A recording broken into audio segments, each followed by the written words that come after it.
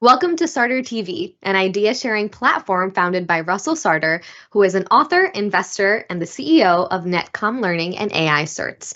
We are thrilled today to have Romanshika Singh with us. Romanshika is a powerhouse media tech entrepreneur, speaker, and advocate, and she is currently making her mark in the marketing department at Harvard Business School and is here to talk today about artificial intelligence and Gen Z. I'm your host, Yanaya. Romanshika, why don't you say hi? Thank you so much for being here. Hi, thank you, Yanaya. That was a wonderful introduction. You are amazing, and thank you for having me. This is Thank you so amazing. much. Yeah, thank you so much for taking the time out of your day to be here with us. First, before we get into it, why don't you give us a little rundown of who you are and what you do, kind of in your own words? Sure. So, hi everyone. Hello, audience. My name is Romanshika. I am a TV host, a creator, writer, speaker, a data analyst, and a very hardcore Gen Z. I am also a leader and an expert in the media and marketing space. I'm also an independent media consultant and a thought leader of my generation. So, that's a little short blurb about me. Very cool. Thank you so much again. And we're going to touch on a lot of the different things, but I really want to focus on today your TEDx talk, which is navigating the world of AI as a Gen Z. AI has become this thing that has kind of pervaded our generation, right? So, first, tell us a little bit about how you stumbled upon this and where your talk kind of came from. Sure. So I think everything started in like my final semester at college, and that's when ChatGPT came out. Oh, And I was working as a news anchor at that time. And I did my first piece. My team, we produced a piece about ChatGPT and what it's like to actually use it and like how far it could go. So with that piece, I was intrigued, and then I started using it for my own, papers and to write some things, to ask it questions. Basically, treated it as Google. Um, so that was happening in my last semester in college, and then I started finding out more about like the Hollywood writers strike. the strike. Yeah. Layoffs were happening, so I was like, oh my god.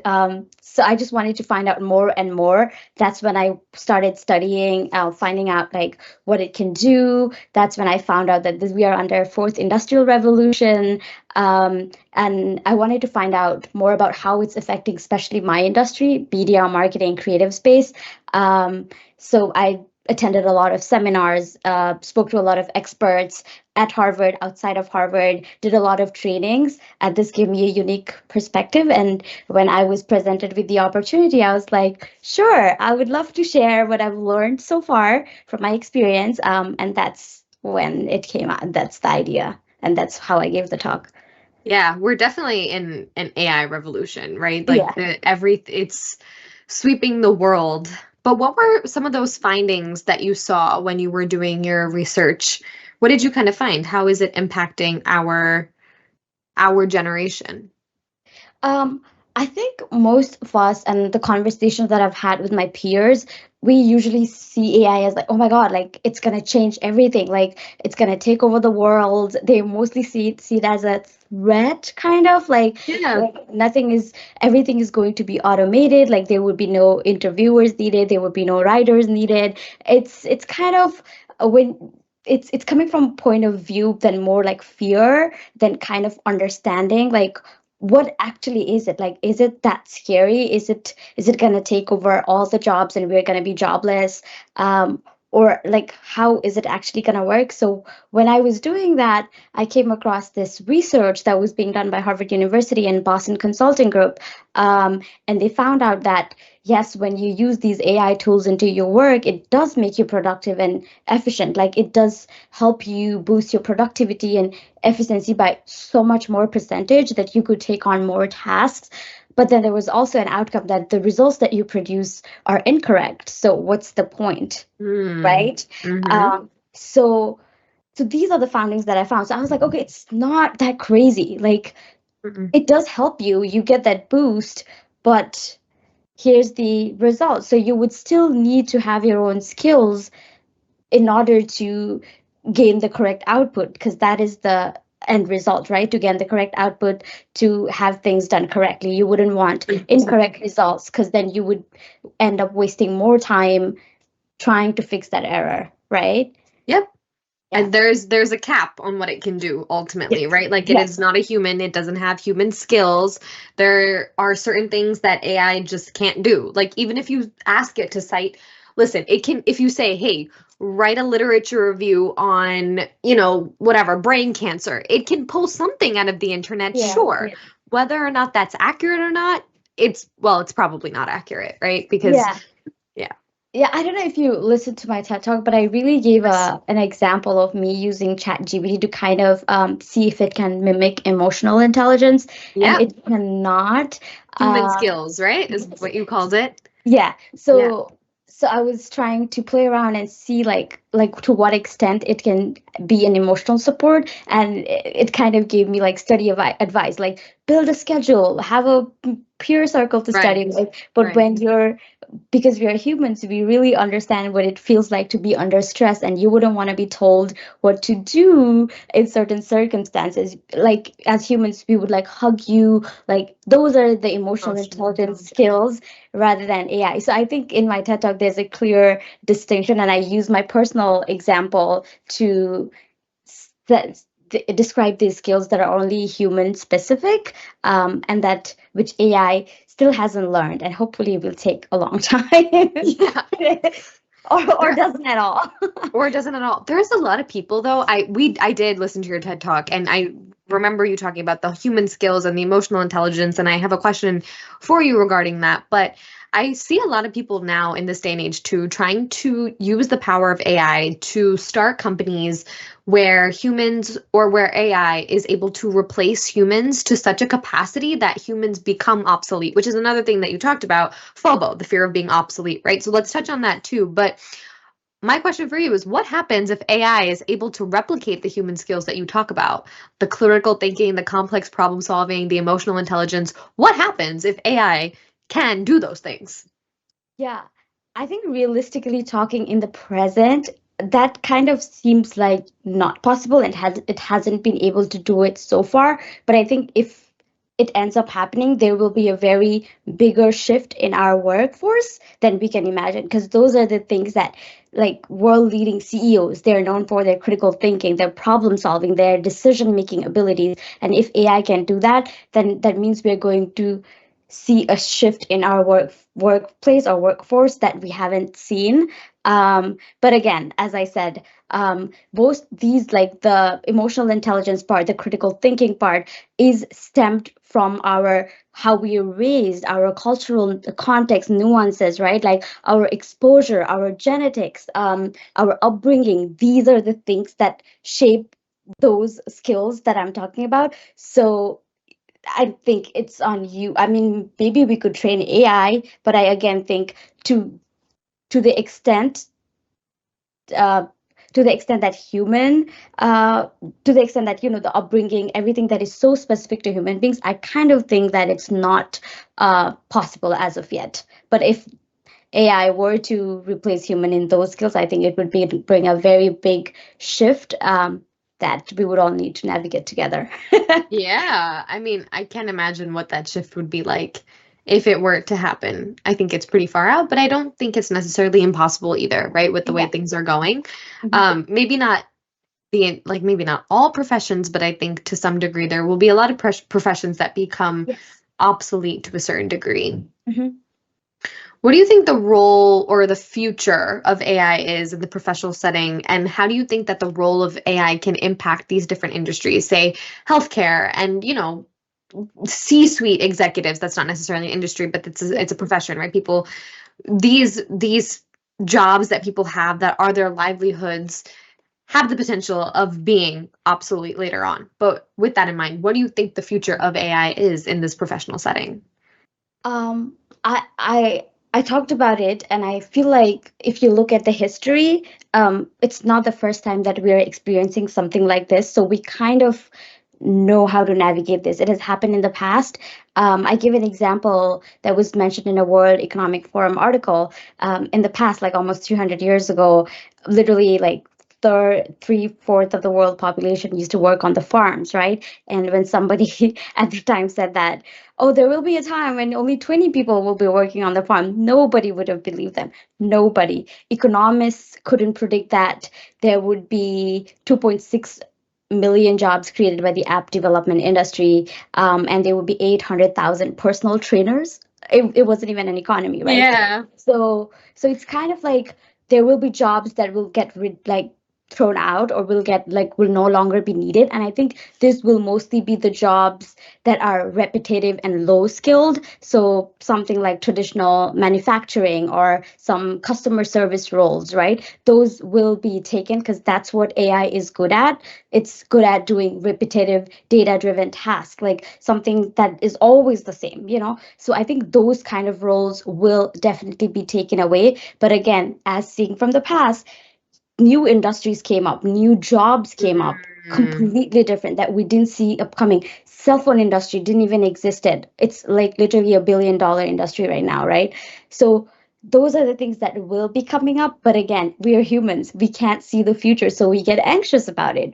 But if the patterns of the last 200 years continue, these jobs will come out. The only thing that we will need to do is upskill ourselves and upskill our skills. Through my research, when I was like trying to read more about AI, I found out that during first industrial revolution, right, like government had to train people for basic skills like reading, writing, math. So if you were to bring Yeah. that into our current scenario, people would need to get digital trainings, AI trainings, like for their own industry. So I think that's Right. how they would have to tackle it. But I don't think, like, I think this is just like every other revolution that has happened. Like, things are going to go out, but new things are going to come. I think there's a very recent report a few days ago that came out that AI is set to create, like, I think 97 million jobs. So World Economic Forum report published that. So I'm like pretty excited. And these are all like upskilling jobs, those jobs that require skill. So you would throw out all the repetitive things that will be done by AI, and you will have to like gain new skills and learn more and be able to do those tasks. Yeah. I think that's a super good insight because I feel like it's easy to get bogged down by, hey, AI is gonna, we're not gonna need whatever. Like you're saying, the people who are dealing with these repetitive tasks, but there is a whole new avenue for new opportunity. Yes. The only thing is that as it happened in the past, people had to learn how to write, how to do math, how to Sure. do reading. So now you would have to learn how to use AI. You would learn how to maybe code. You would learn how to do fact checking. Because AI is really good at just saying whatever it wants. Yep. It's really good. I think I was testing it, and it just gives you random numbers from departments that don't exist. So somebody needs to be a fact checker there. So you see, I already see opportunities right there. Like, somebody needs to run those numbers and see if the departments exist. So those are the skills that might be needed than like some customer service, traditional manufacturing, or stuff like that. Yeah. Yeah. I feel like ultimately it boils down to humans are just scared because it's the unknown and we just Yes. don't know what it holds Yeah. anymore, Yeah. right? We love to control things. We love to know what next is. Like, we Yep. love to know what the future holds. But unfortunately, we can't. Like, it's just starting out, and it's already so advanced, and we don't know what jobs are going to go, and we don't know what jobs are going to be created. So it's just this middle anxiety. But yeah, I think, again, hoping the past works out accordingly. If you look at the past, things have worked out. We evolve with time, things evolve with time, jobs evolve with time. So, yeah, again, what I said. Yeah, the future is unknown, but I think it's up to us to a degree to be able to build that future, Yeah, right? And exactly. create the future so that it is beneficial for humans and for the future of our generation, right? But how can we go about building a future where humans and AI come together to drive innovation and excellence and success? I think it's about playing by the strength. Like, so we know what AI strength is, and we know what our strength is.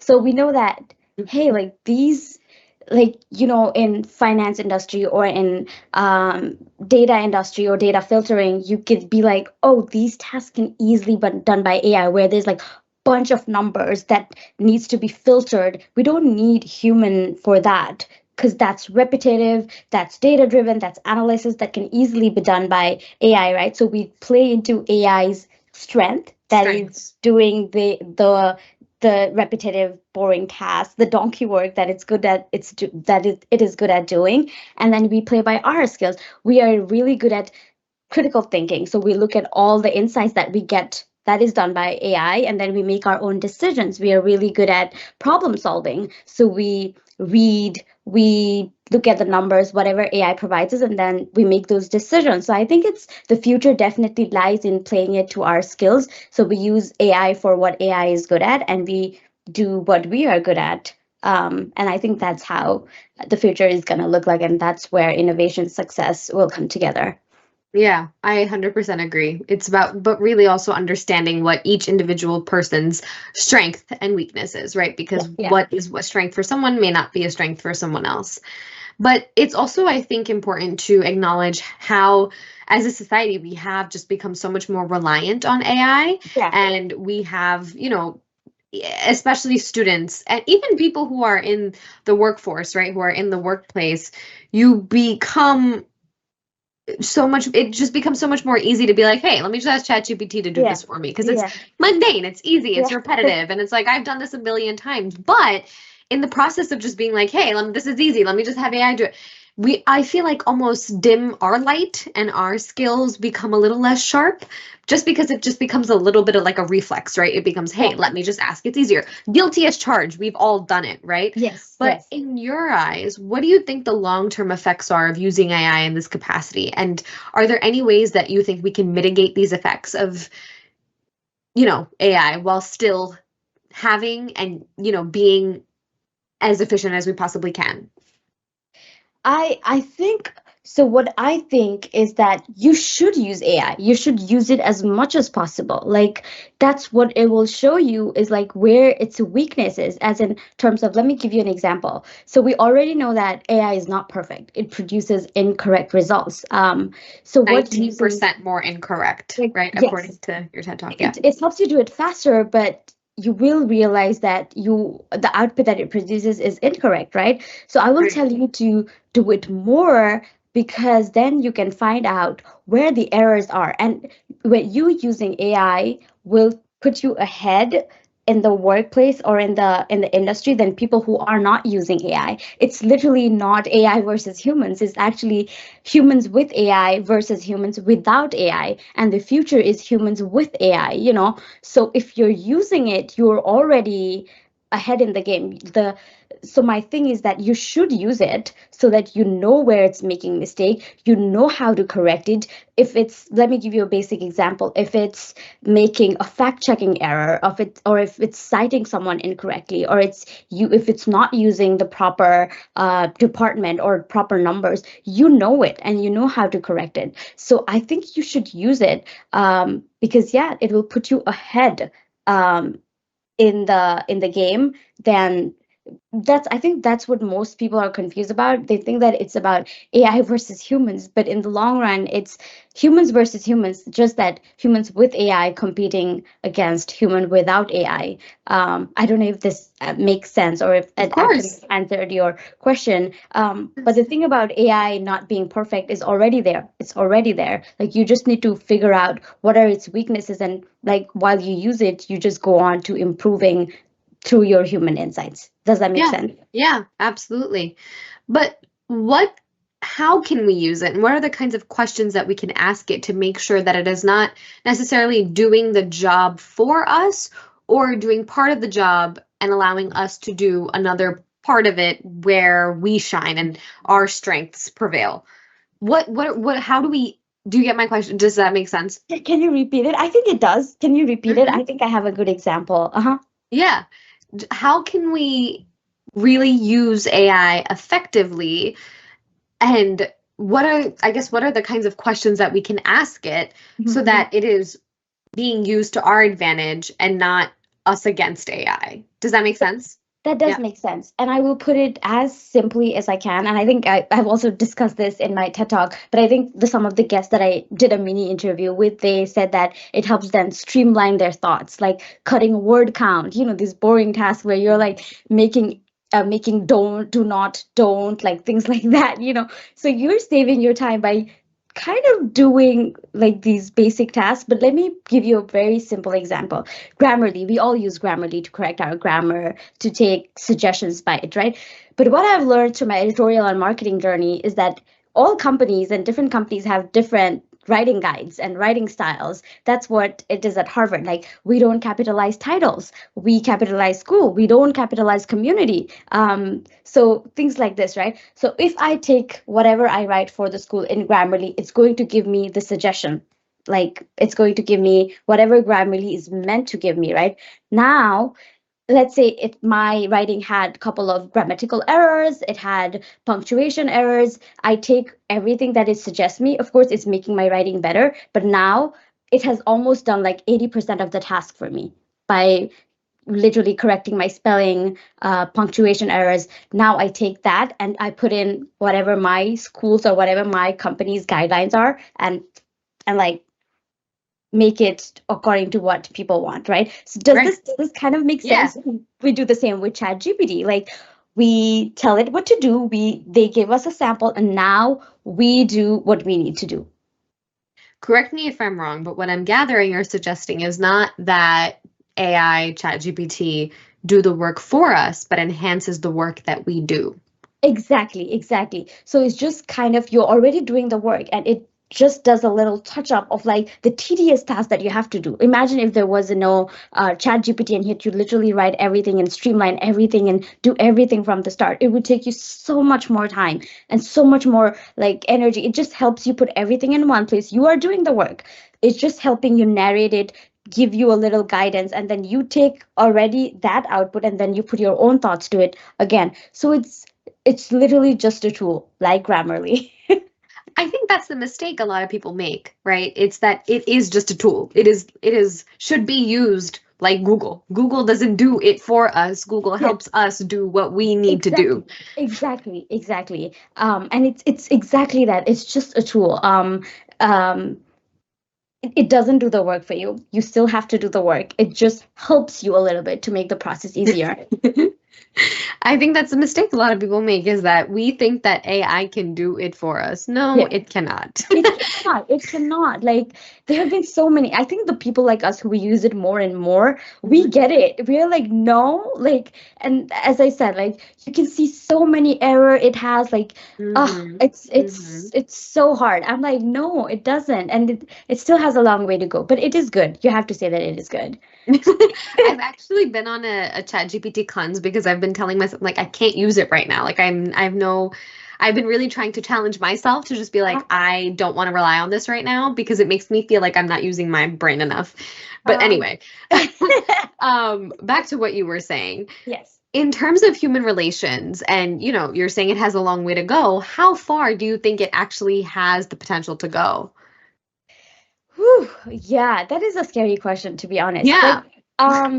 so far, not that much. So far, I haven't seen. I think in one of the trainings that I took, I said that people said, how many do you think like AI has the potential to replace humans emotionally? And I there have been movies and apps made for about deceased person trying to replace somebody who's deceased, and it's kind of scary and spooky and creepy. But I would still say not a lot. Again, going back to my example of like playing around with ChatGPT, trying to see if it can emotionally comfort me, and not being able to, and that being again rooted to like how our culture, how we grew up, how our cultural context, like our relationship building, all of that affects how we react to situation and how a bot reacts to situation. So 100%. so far, no. So far, I think it's really good at offering advice. Like, it will tell you what to do.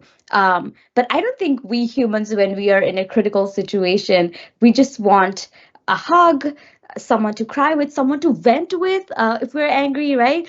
You can't, I don't know if you've tried doing that with a bot, but it doesn't really do good. I have tried, and it will just keep giving you advice, and it just doesn't work like that. It's emotions, until there's an app or something that comes out. But so far, with my experience, not so well. Yeah. Yeah. It's interesting. I feel like there's people who are trying to disrupt this landscape and, really make some sort of stride in this aspect. But I think this is something that is super, super hard to actually get right because ultimately you're dealing with humans, you're dealing with real human emotions. There was this article that I read a while ago about, I don't remember exactly what it was because this was a few years ago now, before Yeah. ChatGPT had even come out, but it was about this guy who, I don't know if it was AI, if it was Google, if it was like another like a chat thing, but he was trying to have a conversation with this bot who I think he had just lost his wife. I could be, this could be completely wrong, but it was something along the lines of this. And he was trying to get the bot to comfort him and, essentially be a psychotherapist and help him Yeah. through his, and the bot was able to talk to him, and I think that was what got him there, but it was still obviously wasn't 100%. It wasn't the same kind of capability that humans have, but still enough to kind of get the job done. Yeah. So it's I interesting. I think I've read that piece too. I think I read it for Yeah. one of my feature writing class here at Harvard at the extension school. It was kind of scary how she kept saying, "Oh, I'm here. I'm just here right in the kitchen." Like, you see how That's, yeah. bad it is? Like, you passed away. Like, why are you saying I'm right here? What are you I know. saying? So there will be, it's really bad. I think it could lead to a lot of health issues in people. 100%. Um, so you see, if we are able to tap into that, I think there will have to be certain guidelines and rules and regulations, Sure. because it could lead to much bigger problems and much bigger issues that we can see right now. Yeah, I think I read that piece and it was insane. She kept saying, "I'm here." Yeah. What do Yes. you mean Yes. you're here? It's like, it was weird because it's like, why is a bot saying, it's Yeah, just because the it was mental. trying to be that human who's not there anymore. Right. And it was trying to be her. And maybe she said that when she was alive, but you're not there anymore. So as a reader, I just felt very angry with the bot because you're giving this person false hope. Um, and maybe, I don't know, maybe it could be harder for the other person who's lost their family. Totally. Yeah. Yeah. Absolutely. With this in mind, do you think that AI can be, or why rather, do you think that it can be an intrusive tool while also being a disruptive tool, but an effective one? Definitely. I think it's a double-edged sword It right is, now. right? We all agree it is a Yeah. double-edged sword. I think AI is definitely a double-edged sword. It's going to bring in a lot of opportunities and possibilities, but with that also comes a lot of layoffs and people who would need to upskill in order to stay relevant. Um, as I was saying, like some of the industries are going to see things that were not possible in the past. Especially with healthcare. Healthcare workers are always burnt out with like being Yep. overworked. AI could be a great tool in that. Gene alteration is a new thing that is coming. That can, it's something like, let's say if your family has had diabetes like for generations, they are going to take out that gene from your gene, so your baby will no longer have diabetes. So things like this is possible because of AI. Again, in finance, things like trading and risk management and fraud detection weren't as simple with human skills are more possible with AI. So again, we are going to see a very bright, safe, amazing future. But again, it doesn't come up without layoffs and seeing like some of the jobs has to go away. And as I was saying, so people usually think that writing jobs and like these jobs are going to go away. But I think even in writing, you have to think about what kind of writing you are talking about. I feel like the tedious writing, let's say if your job is to write behind a Tylenol bottle, you could just write it for one and then the AI will do the rest. So those kind of writing, the donkey work is what's is going to go away. So something like feature writing where you need tons of research, when you read tons of interview, where you need data, I don't think those are the type of creative writing. It's not going anywhere. Yeah. Yeah, so those are the kind of things that will go out for sure. 100%. Also because for AI, it's so much harder to keep up to date. So when you ask ChatGPT something, it'll be from 2021, not from Yeah. 2024, Yeah, right? yeah. Yeah. So the data and yeah, the ones that require research and interviewing and stuff like that, it will still be there. Yeah. Yeah. So you talk a lot about FOBO in your talk, right? The fear of being obsolete, which I think is a really real fear in the midst of this AI revolution Yeah. that we're going through, right? But for people who are looking to avoid becoming obsolete and who are avoiding or who want to avoid those layoffs or who are studying to, enter the workforce at a later point in time in the whatever, in the coming future, what is advice that you could give them, and what would you suggest that they study, or skill sets that you suggest that they have so that they can avoid becoming obsolete? You talk about, asking broader questions and Yeah. focusing on human skills and changing the perspectives and focusing on possibilities. Yeah. But even if you wanted to get more tangible than that, what are some things that people can really hone in on to avoid becoming obsolete? Yeah.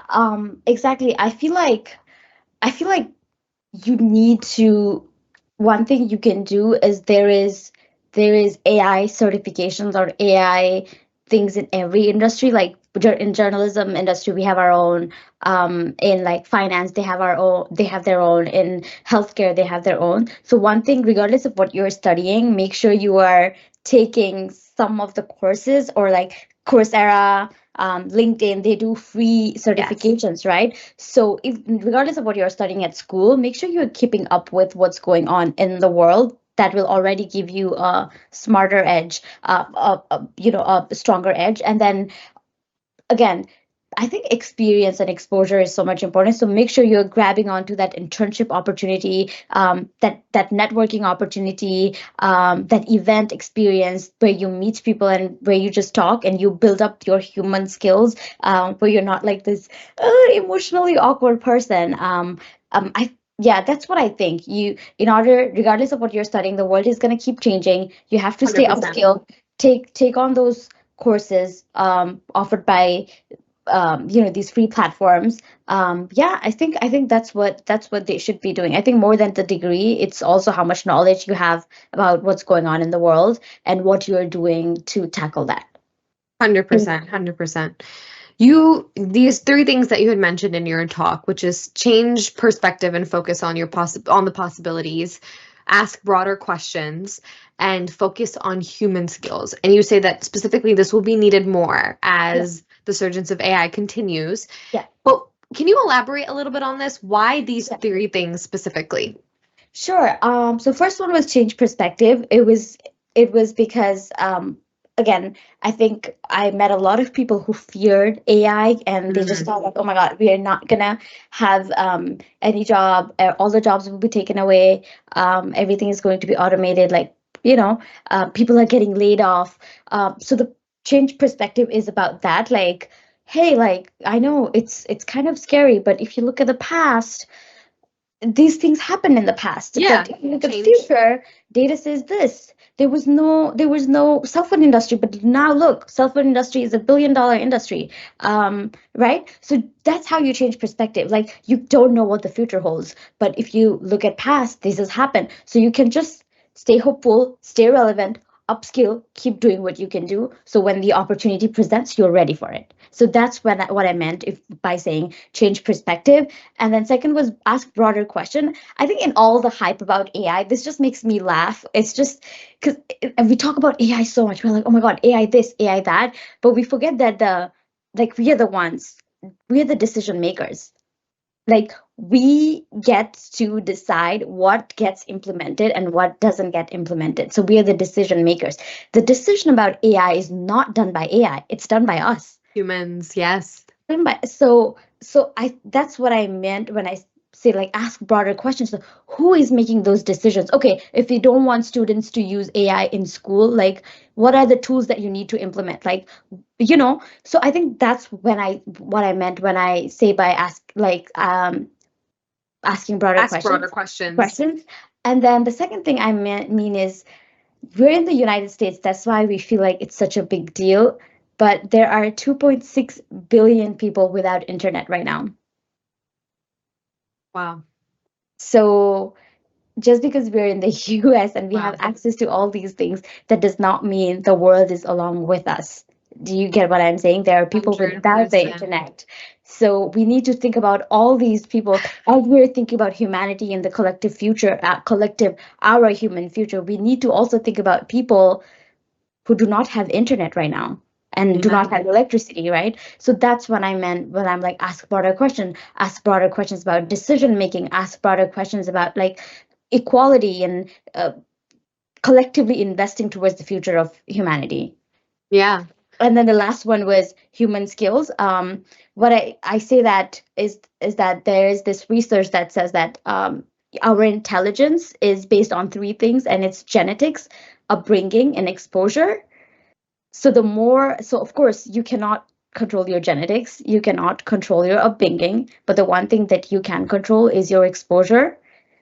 So make sure that you are exposing yourself to new experiences as much as you can. That's what I meant. Like, go do that internship, go meet that mentor, go to these networking events, grab that job opportunity, travel. These will give you insights and different experiences. Then that makes a unique experience for you, right? Like, let's say for me, I was born in Nepal. I was raised by an Indian mom and a Nepalese dad. Then I traveled for a bit. I went to school here. I went to school in Florida, but now I'm living in Boston. All these different experiences has given me my own set of unique experience that is very unique to me, you know? Yeah. That gives me my own set of decision making ability, my own set of emotional ability, my own sense of problem solving ability that is very personalized to me and that will be very personalized for you. Does this make sense? So that's 100%. what I meant by focus on these skills. And the one thing that you can control is exposure. So expose yourself to outdoors as much as possible. Yeah. And I notice how in your speaking, you're not focusing on the lack, but you're focusing on the abundance. You're focusing on what already is there and what can be done with the experience that you have, right? Yeah. It's like you're saying, focusing on opportunities and focusing on your strengths and not focusing on the weaknesses and what is being taken away from us, right? So, can you tell us a little bit more about how we can focus away from being obsolete or focus away from the worry of becoming obsolete and instead focus on building these opportunities for ourselves? How do you stop worrying? Well, how do you stop worrying? How do we focus our way from just becoming obsolete? How do we focus away, excuse me, from being obsolete and instead focus on building opportunities for ourselves? Yeah, I think again going back to what I said, right?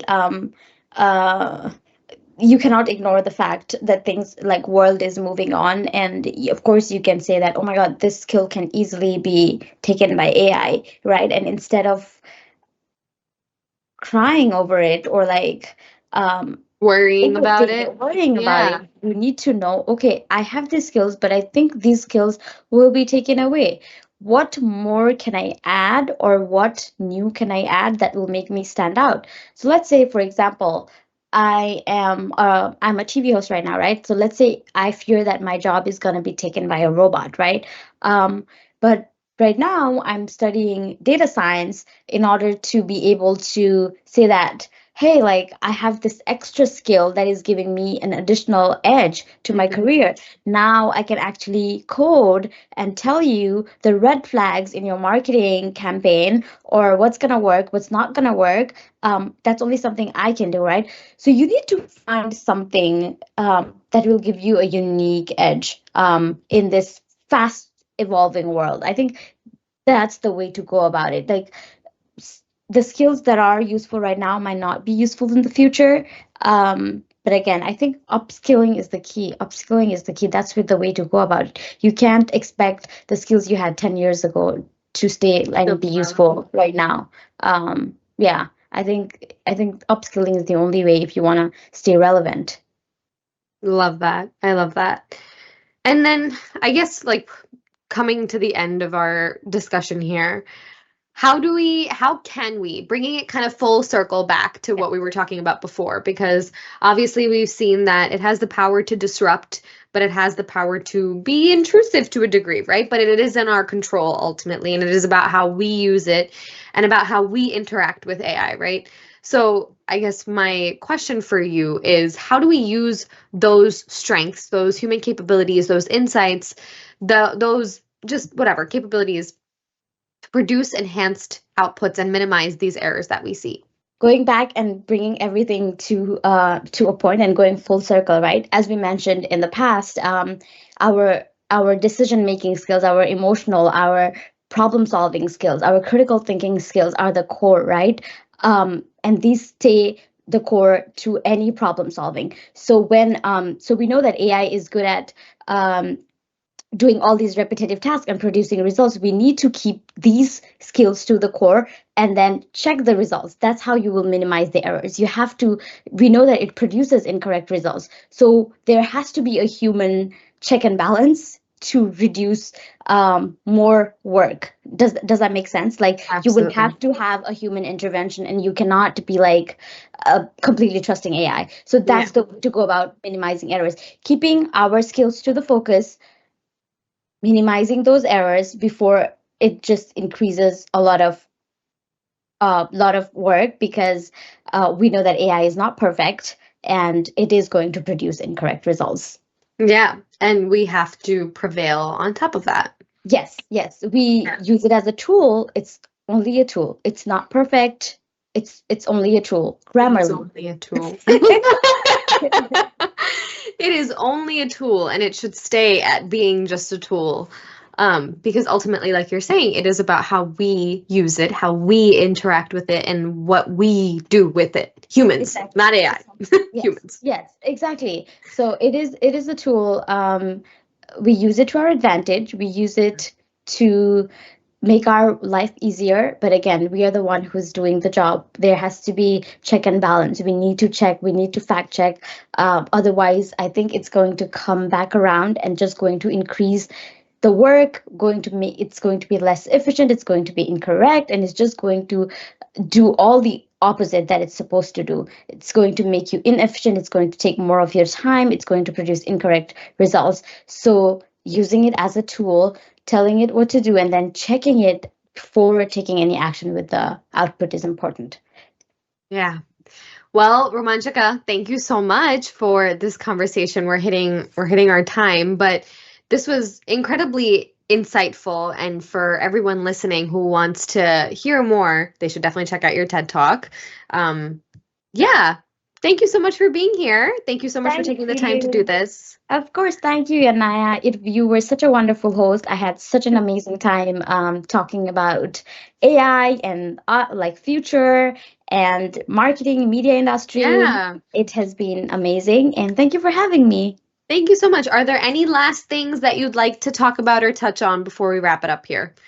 I think we did. We honestly we did talk about a lot already. No, I think the only thing we can do is use our strengths, upskill, keep an eye out, read, learn more.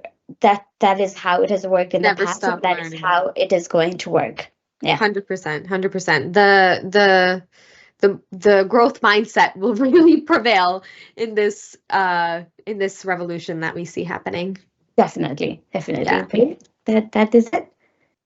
Romanchika, thank you so much for being here today. We really appreciate your time, and thank you so much for giving such valuable insight on the future of AI and what that's going to look like for up and coming college grads and people who are entering the workforce. Thank you again for taking the time out of your day. We'll see you next time on Sarder TV. Thank you, Yanaya.